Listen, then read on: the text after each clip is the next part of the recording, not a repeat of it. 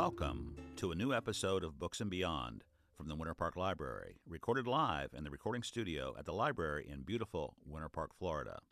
In Books and Beyond, we have conversations with writers, musicians, artists, presenters, and other contributors. Most of our guests have appeared live at the Winter Park Library or will be presenting soon. We hope you'll subscribe to the Books and Beyond podcast and that you'll stay up to date with library goings-on at winterparklibrary.org/events. That's winterparklibrary.org/events. I'm Michael Werner, and I'll be your host for our interviews. Enjoy the show. Hello out there, library patrons, readers, and smart people everywhere. Welcome to another edition of the Books and Beyond podcast from the beautiful Winter Park Library. And I'm really excited today to have with us a guest, Carl Creasman. Hello, Carl. Hey, how's it going, Michael? I'm doing great. Carl is a history professor at Valencia College, but he does lots of other things. So we're going to get into some of the things that Carl does. We're going to also get into what's coming up here in the library as it relates to both Carl's work and just in general, because next year is, and I'm going to let Carl pronounce this word in just a minute, it's the half of the 500th celebration of the American history, of the American country, of the United States.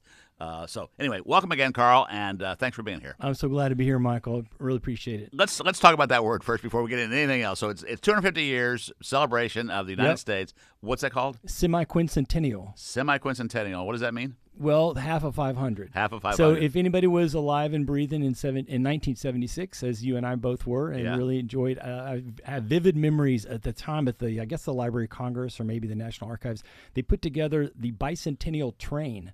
And they took that thing all around the country, and it was a highly decorated, painted, mobile museum. And it came near my hometown. But so the bicentennial is easy. Tricentennial, when we get to the 2076. And Jeremy might be there for that one.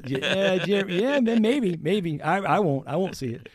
So this is one of those weird words. So semi of 5, quincentennial. Semi-quincentennial, Yeah, it's funny because of all the July 4ths, the only one I remember is the bicentennial. Yeah. I know exactly where it was. And if you've looked around at any of the promotional stuff, you know they're already saying, they just go USA 250. Like, no, don't want to fool with it. But if you look back at all the promotional stuff from 1976, it was all bicentennial. Yeah, because that's an easy one to It is, I know, absolutely. Can grasp that. Well, Carl, tell us, before we get into the sort of your current life and your work here at the library and your work at Valencia, where'd you come from, and what happened in the early Carl Creasman life? Yeah, thanks. I grew up in East Tennessee in the foothills of the Smokies, right between Chattanooga and Knoxville, in a little dopey town. We had a blinky light and 2 stop signs. Okay. And we were about 10 miles from the county seat. My actual first years were here in Central Florida. Well, my folks lived down off Bumby, but Dad wanted to move home. And so I grew up, spent all my life there, and then went to Auburn University and got my degree in history, stayed and got my master's degree in history. And God moved me around, and all kinds of things happened in my life. Got a degree in a master's of divinity in 1991. And just got moved around. And it's interesting, I met my wife on the mission field. We did a domestic missions here in the United States aimed at children, in which it was a metaphor play for children, a little short 30-minute thing. And we were both in the play. She's from Chicago. And so we met. Wife. My wife is, and fell in love. And when we got married, a lot of times young couples, when they're getting together, they talk about their dreams and their hopes and what they're thinking and all this kind of stuff. And, of course, where one might wish to live. So she's from the Midwest, or from Chicago, very big cities. I've always loved big cities and the idea of living in some place. But to her, Central Florida is a small little burg compared to Chicago. Sure. But she said, I said, was there a place you wouldn't want to live? Because there's a few places I'd be like, I don't know. She goes, yeah, any place but Florida. And so in 1992, God moved us to Florida, and I said, this is all your fault. But I loved it. I've loved living in Florida. We moved to Winter Park, the city, in 1994. Okay. And we've been here ever since. And Wow. we bought our house then, and we've earned the same house, and love it, and have just been loving the city and been to the library. So my kids were raised here partially by Tom. If any of your listeners have come to the library and done any children's programming, they know Mr. Tom. Yeah. And my daughters still adore him. So the library has been a central part of our lives, mostly because it was a central part of my life. So we lived in, like I said, out in the rural part of our county, and we had a beautiful little library in the county seat, and mom would take me there in the summer, and they would do one of those summer reading programs, and I would go to the library, and my sister and I, and we're supposed to pick out some books, but she would let us be there for about an hour, and there were times when I would read a book and finish it while I was waiting for everything to be finished. So I'd go to the librarian and I'm like, can I count this one? I haven't checked it out, but I've already read it just now. To get I remember little caterpillars they would have with little stickers they'd put up and stuff. So. Yeah. Libraries are, for a lot of people, myself included, I mean, they're addicting. I mean, if you get into it, yep. you can't leave them. Just the other day I came and was trying to work out something with the college and the library here, so I met with Dr. Edwards. And so the two people from the college who came had never been to our library, and here at Winter Park. And so they came and we walked out. They're like, this place is amazing. They're not Winter Park citizens. I'm like, you could get a reciprocal card. Yeah. If you have your Orange County card, you could come here. I said, we'd love to have you come. And they were just blown away by the beauty of the place and just sort of how lovely. I mean, this library, it's amazing. Yeah, that's one of the reasons I'm glad you brought this up, because I have a little commercial that we talk about. I like to call this place the Winter Park University, informally. Sure. Because you probably know this if you look at, you obviously participate in many of the activities here. There are on average over 100 events here and presentations every month. Every month. As you know, everything from children's stuff to history presentations. Right. Technology. I know Jorge was doing a special event yesterday on cybersecurity. Yeah. Listen, listeners, if you don't have your email in, and so that you get the emails, and there's several emails you can get from the library, same programming, please sign up. Go to the online site and sign up. Give them your email. And one place you can do that is at winterparklibrary.org/events. That'll clue you into what's happening for the next couple of months. And all ages. I know we're going to talk ages. in the future later about the USA 250 programming, but it's programming for all ages. Little children, toddlers, senior adults, everybody. It's great. As you mentioned, your kids kind of grew up here. They did. They did. My wife would come here, to the old library, but would bring them to the library at least once a week. To get books and do programming. And then my daughters did the teen programming as they moved into teen years, and I don't remember the names of the people who they were working with, but lots of teen council things that I think still exist here at the library now. My daughters all participated in. And let me just jump ahead, and we'll come back to sort of your earlier life, but because I understand that you participate not just in presentations here at the library, but you actually use this recording studio for something. What do you do here in the recording studio? Yeah, so 3 years ago I started another degree, working on a doctorate in semiotics is the field. Semiotics, what is semiotics? It's a word that means it's aimed at. It comes from the literature and communication field of understanding metaphor, trying to understand and how to then express. So the class I was taking, the school I was doing, is aiming it more at on communication. So being able to communicate clearly and find the right kinds of metaphors and stories that help a person understand. When it was used in literature, it's basically the idea that I was trying to, I guess you could say, almost get underneath what the writer is writing to understand what is meant by the words. Because as you and I were discussing before we began the program, language is always evolving, and so we can see a word and say, I know what that word means, but do you know what that word means in 1950 or 1750? Right. And sometimes it just contextually means something different. We've seen that in our lifetime with a word like cool, has shifted from Happy Days, and all of a sudden it meant something different once Fonzie started saying it. And so there's all these things that happen with language. And so semiotics is saying, both from a literature point of view, being able to read into and understand, and the way my degree was focused on is how to communicate things forward so that things you're trying to say to people are well understood. I think it's on the communicator.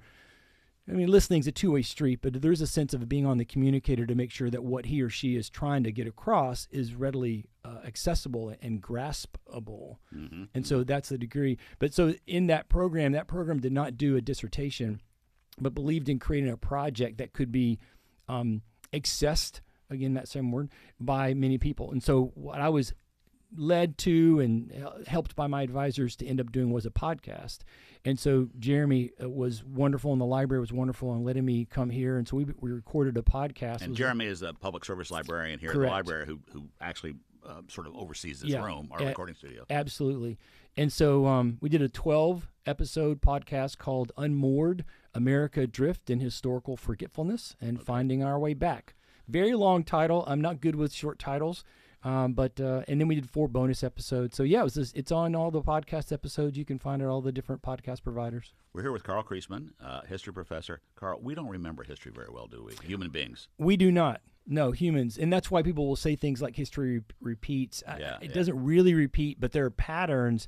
But a lot of things happen simply because we don't honor history enough to focus on it. Mm-hmm. Part of that, I think, is what's happened to us.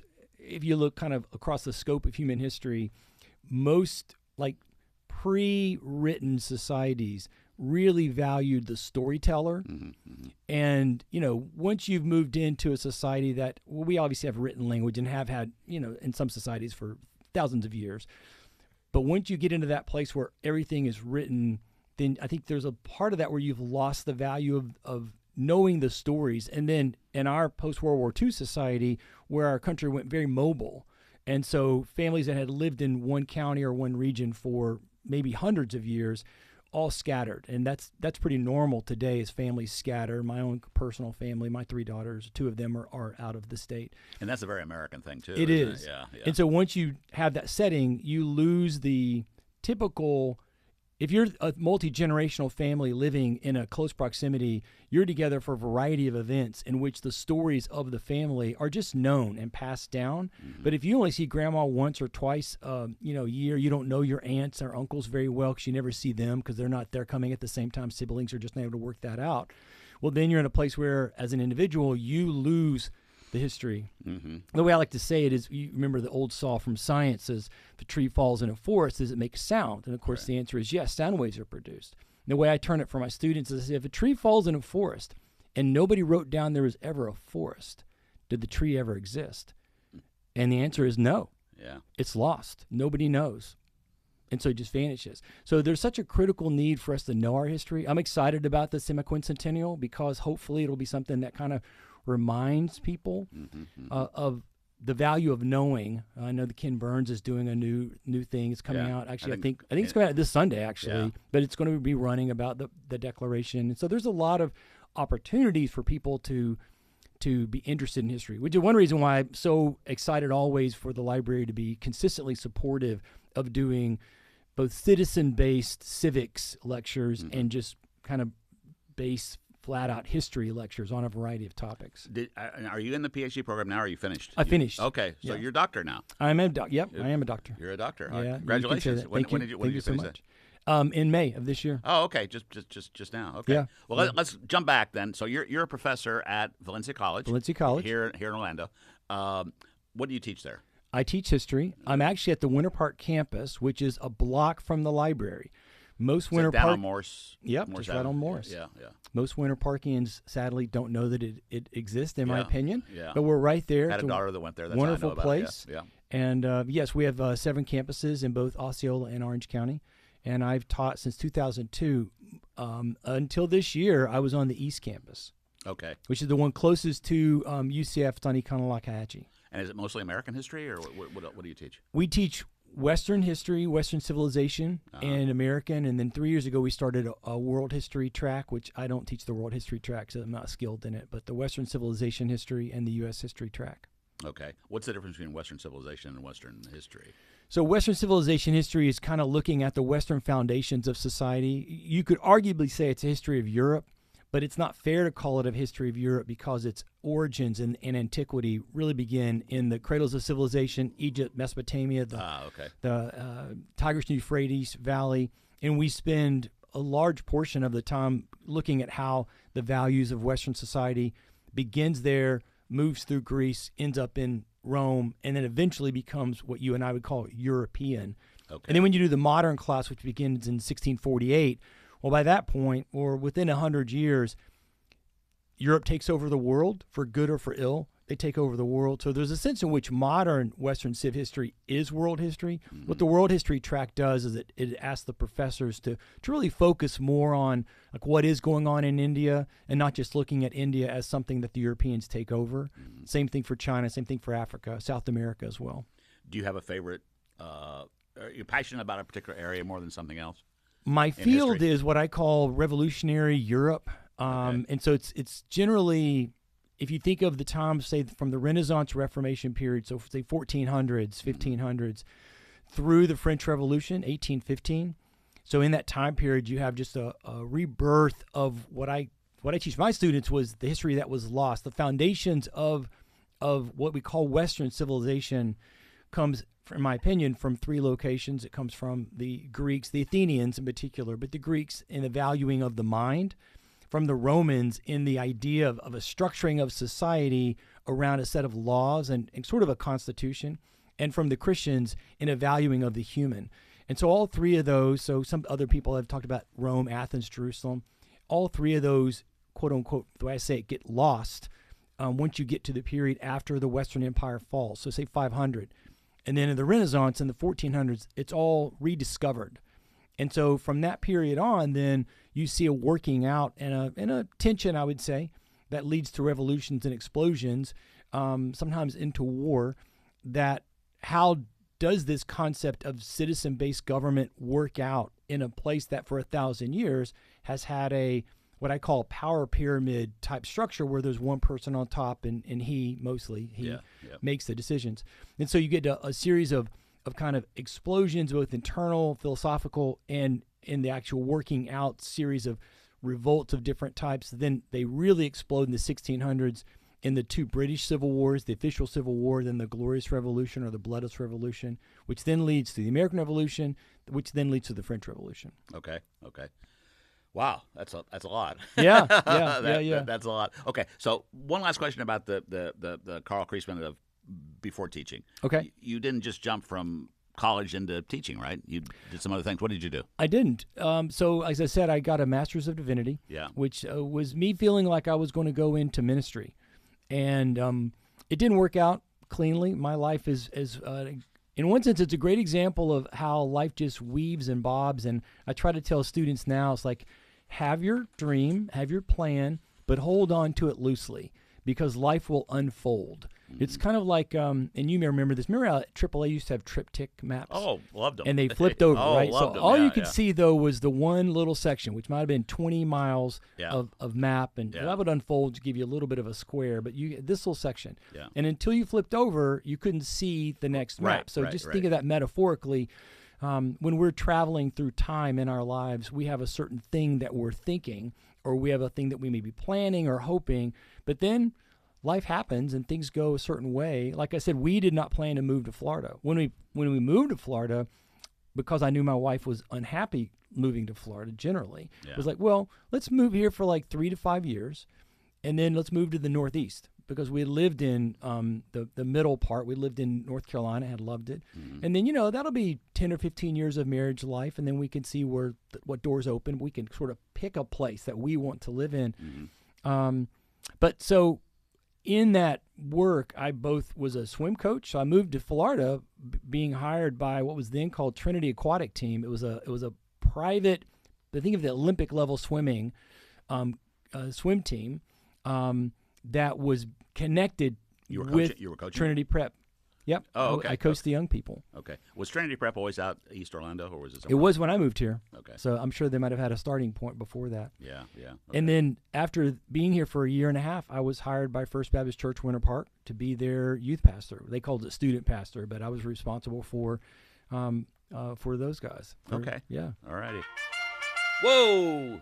Carl, you may not know what that means. I don't know what that means. No, but it's a very special moment for us here and the Books and Beyond podcast, because this is a chance for us to give you some rapid-fire Q&A. Oh, okay. If you want to participate. Absolutely. Okay, to let us get to know you a little bit more as a person, some of your likes and dislikes about things in life, okay? So let's start with an easy one, and then we'll maybe get a little more complicated. Nothing controversial. Okay, but, all right, here we go. What did you – these are random from my giant database of questions, okay? So here we go. What did you want to be when you were a kid? Baseball player. What position? First base. Okay. Did you play? Yeah, Little League. Okay. Do you have a morning ritual that you'd like to share with us? Yeah, I have a quiet time where I spend time with God, I read the Bible, and I do some stretching and yoga and some real basic, simple workout stuff while I have different devotional books that will read to me. Okay. That first thing in the morning? First thing in the morning. Okay. Yep. My music taste are? You want actual band names? Bands or genre or whatever. 70s rock. The Styx is my favorite band, but 70s rock, Doobie Brothers, Boston, Rush, Van Halen. Yeah, those guys. Okay, good. Eagles. Eagles. Okay, yeah. Do you have a favorite saying or quote? Ooh, no, I don't think I have one that I go to. Now, my friends might say, yes, you do. No, I don't think I have one. Okay. Audio, print, or ebook? Oh, print. I am a physical analog kind of guy. My wife's all into Kindle, and I'm like, what are you doing? Yeah. And I have a library at home, and I cherish it. I've tried Kindles over and over, several times. I can't do it. I just can't do it. See, as a historian, I know that the owning of a physical library was a mark of wealth. It was true wealth. Now, I'm not rich by any stretch of the imagination, but it's one of those things where I'll spend money on books before I'll spend money on food. Yeah. That's why I love libraries. Yeah. I should have. I should have, as far as like doing anything. I should have. I should have gone to Nashville to try to be a professional singer. Okay. That's one of my great regrets. Success is. Oh, that's a good one. Wow.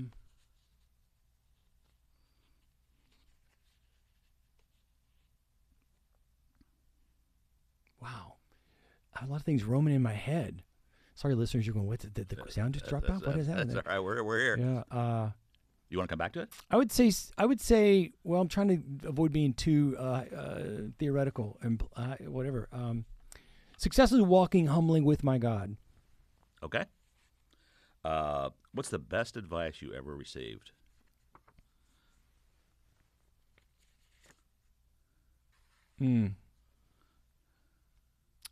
Well, my dad's favorite advice, which would probably be right up there, was hold tight to God's unchanging hand.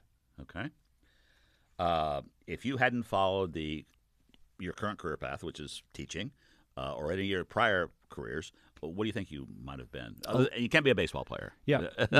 A lawyer or politician. Okay. And last question for you today, Carl. What advice would you give to the 20-year-old Carl Creasman from today? Looking back at 20-year-old Carl. On the simplest one, to keep it short, relax.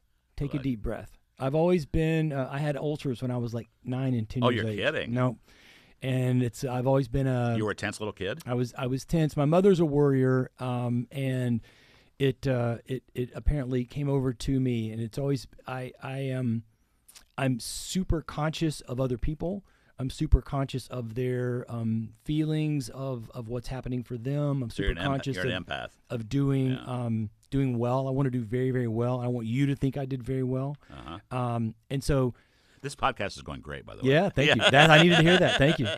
That's part. It's like I wish I could relax more. My wife gets frustrated with me because it's like she'll even encourage me. She's like, why don't you put on a baseball game, watch TV, or go play a video game, or I love gardening. So she's like, go out in the garden, let's go buy some plants and plant. And I'm like, I've got these 5 things to do.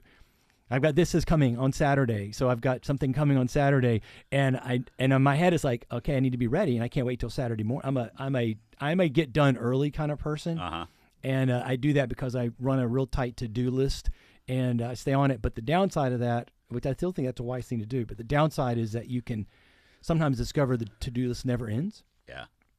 And you just need to sort of turn things off and chuck it. Yeah.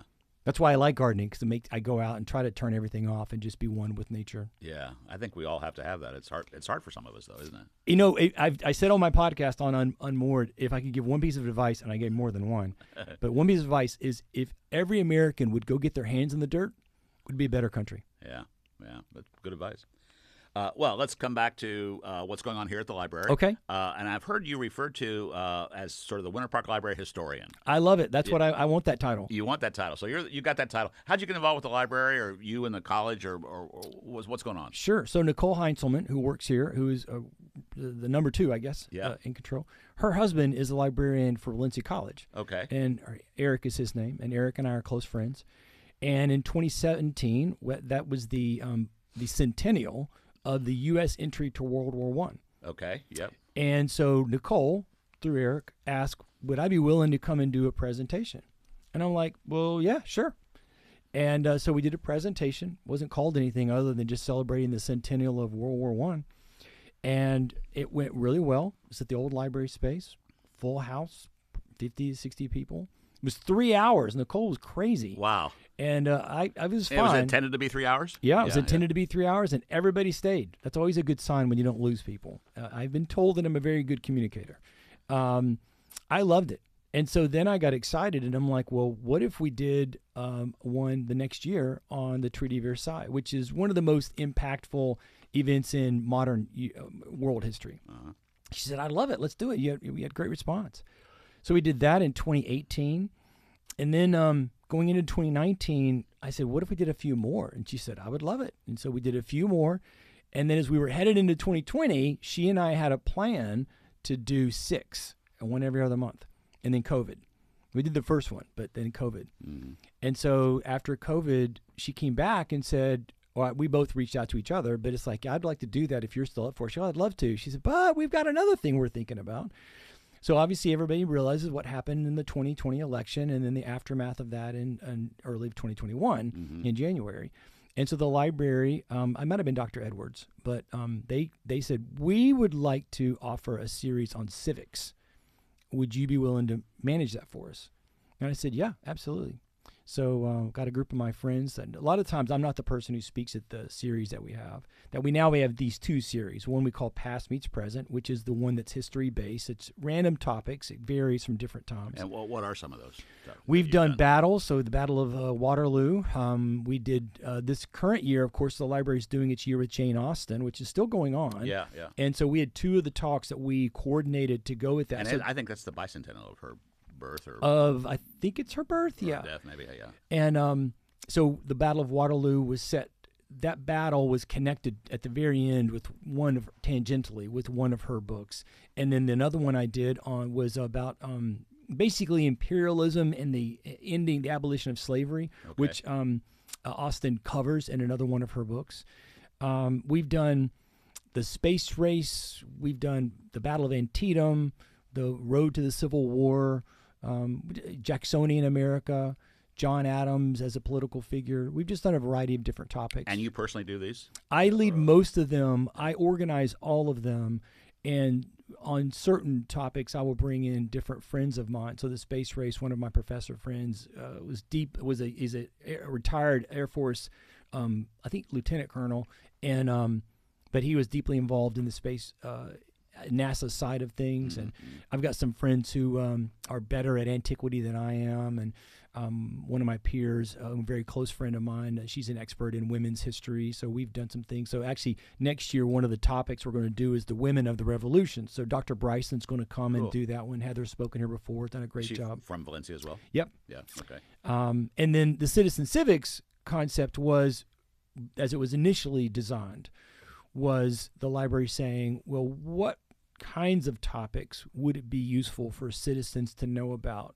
Because at least as the library perceived it, maybe we have, as you and I were saying earlier, lost touch with our history so that we don't really even know what a government of the people is supposed to be. And that's really where Unmoored as a podcast was. Okay. And this current year, so 2025, many, I'd say 8, 7 of the topics that I've covered this year in both Citizen Civics and Past Meets Present have been connected to my doctoral work, but it's on that point of saying, are we even confident what it means to say a government of the people? I would argue we're not. And so then when you don't know, you misunderstand and can draw to really poor conclusions because you don't even know the setting of what, like if you don't know what a library is, you're like, are these books free? And you just grab one and walk out, or have to sit here and read it. And then somebody's like, no, you can take it home. You're like, really? I can take it home? Right. When you might think, why didn't they know that? Well, if they've never been told anything contextually about what a library is, they wouldn't realize that was a possibility. And so, it's that kind of a thing. So Citizen Civics has gone through, I guess we're now in year 3. This is the 3rd year. And then next year, what we're going to do is we're really going to spend the whole year looking at the semiquincentennial. So every topic will be focused on something, sometimes date connection. So like in January, one of my friends is going to come do a lecture on Thomas Paine because Common Sense was released in January of 76. And so after that, in the year 27, Jeremy and I will be talking about what we want to do, if we want to bring citizen civics back. Because in one sense, the citizen civics thing, I think has a finite group of topics, but they're good ones. We've looked at the 14th Amendment. We've talked about the Constitution in its very discrete parts. We've talked about the role of the presidency. We've talked about what it means for the judicial branch to be here. And again, I bring in some of my friends, political scientists and historians, to kind of talk our way through what are some of the aspects about citizenry. It's too bad that all Americans aren't required to take this. Honestly, Michael, if I could be really prideful for a minute, I wish I could have filmed everything, and then, yes, I could just force at least everybody in Orange County. You have to watch these. Right. I think they're spectacular, and I think my friends and I have done a really good job of laying out these core issues of what it means to be a citizen. I mean, this is the easiest one. Everybody thinks we live in a democracy. We do not. We live in a republic. And if you don't know the difference between republic and democracy, which, by the way, this Saturday, the Saturday when you and I are recording, this is coming out in January, I think. We're talking, the next one of these that I'm doing in Citizen Civics is about what does it mean to be a citizen. And so we're going to spend time in that lecture looking at Rome and Athens because they help us both grasp what it means to be citizens from the beginnings of that concept, but also the two distinct ways that those two governing systems work things out. And let me just clarify something here, Carl, for our listeners. We are recording this at the end in November of 2025. This episode won't be released until 2026 in January, and we're doing that because it's going to be the celebration of the say it again? Semiquincentennial. Semiquincentennial. Semiquincentennial. Got to work on that one. So what are some of the things that might be going on? Oh, my gosh. Emily McQuaid and Jeremy have got so many wonderful things that they've got planned. Again, all ages, right? So there's so many different things.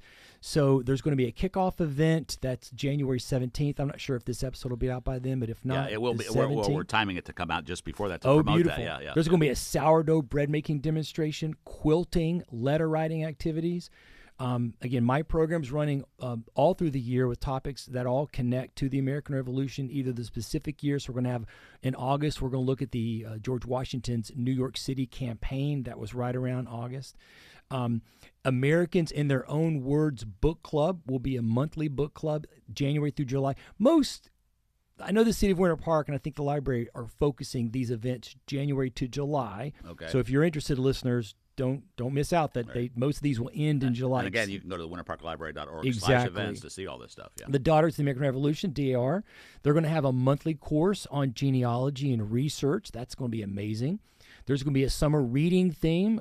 This is across America that are doing this, and we're involved with that. There will be summertime children's music concert and musicians from the Winter Park staff. Maybe Jeremy will play for that. You can perhaps even get a passport for other American 250 themed events. So the library will be participating, in those kinds of things. So again, everything from little children to grown-ups, quilting, activities. When I got a chance to meet with Emily and Jeremy, we talked about just a whole range of fun things to participate in.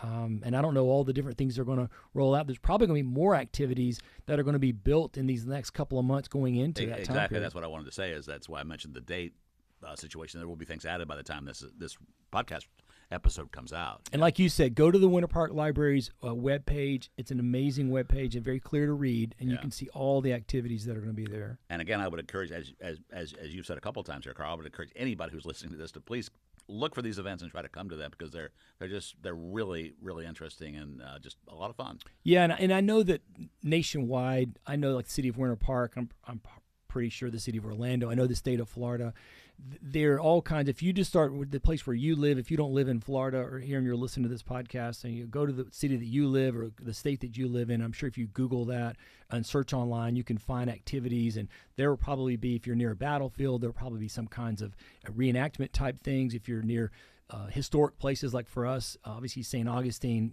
Florida was not part of the country. Well, technically it was, but in any case, people don't think of St. Augustine connection to our country, but I'm pretty positive they're going to do some things celebratory, in our big 250 years. So a lot of places you can find things to do, and the Winter Park Library is going to have a host of things that you will want to participate in. And for you, as a professor of history, this is right in your sweet spot. Oh baby. my gosh, I am so excited. Well, people ask me, students will say, "Look, when did you love history? When did you know when to be a professor?" And as you were saying earlier, like, well, I didn't really know I wanted to be a professor, though I have been told that I'm a good communicator, a good teacher.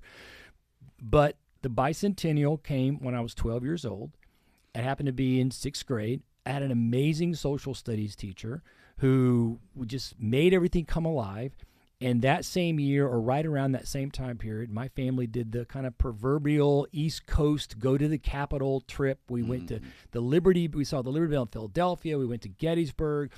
And, of course, you know, it wasn't like, oh, we're doing this for Carl, because I was just a little kid who didn't know anything. Right. And I just fell in love. And at that same time was when I was really starting to get really hungry to know more about my Christian faith that I'd been raised in, and I just sort of knew about it. And I was given, somewhere in that same time period, my own children's reading Bible, and you start reading in most of the Old Testament in particular, but even the New Testament, it's a lot of history, a lot of stories of the things that went in the past. So I'm just reading about these. My parents bought me, you remember Time Life books? I mean, you're old enough, Michael, to remember this. I do remember those. Jeremy, these young people don't know what I'm talking about. But Time Life, those are a big famous publishing house. I don't think they exist anymore. And they would ever so often do series where they would, you know, sell you a book a month, and then after like 6 months, they'd send you the whole thing for some probably outrageous amount of money. Right. And they had a whole series of children's books that my parents bought for me. I still have them. There's like 35 of them, and they're just a variety of historical topics.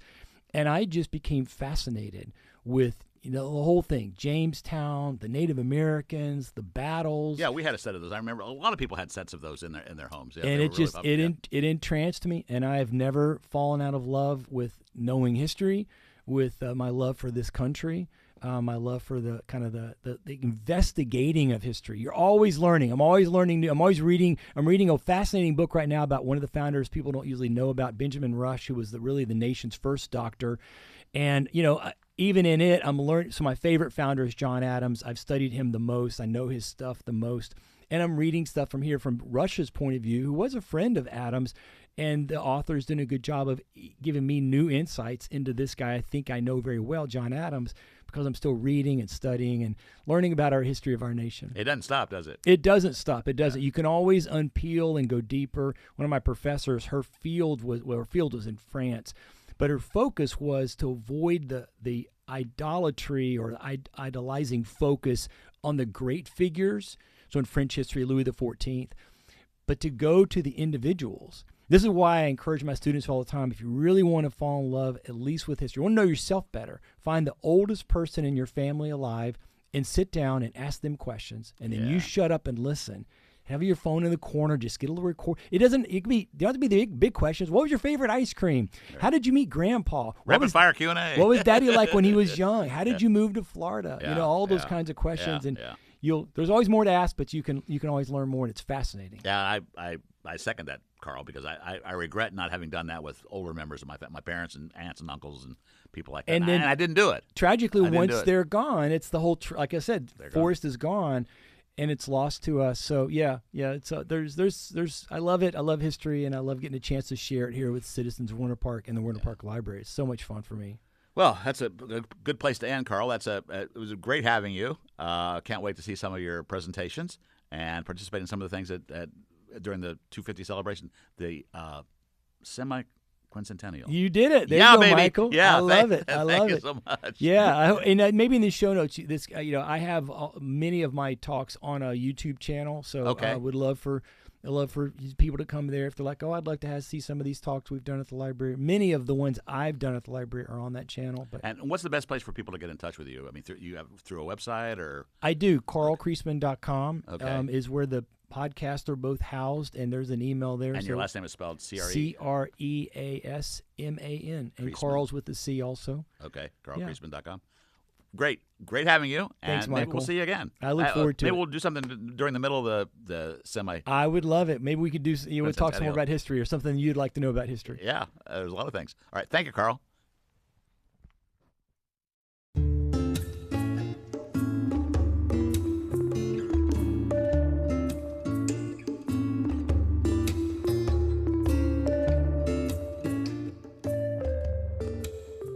Thanks for joining us for another episode of Books and Beyond from the Winter Park Library. This podcast would not be possible without the generous help and support from the library staff, and especially from Jeremy Zorn. Jeremy's official title is Public Services Librarian, but he does many things here at the library, including producing this podcast. We can't do this without you, Jeremy. Our theme music is from the song Don't Go by Bovine Joe and the Buffalo Herd. That's Herd spelled H-E-A-R-D. We hope you'll let your friends and others know about this podcast and that you'll come by the library for one of our offerings, which you can find at winterparklibrary.org/events. That's winterparklibrary.org/events.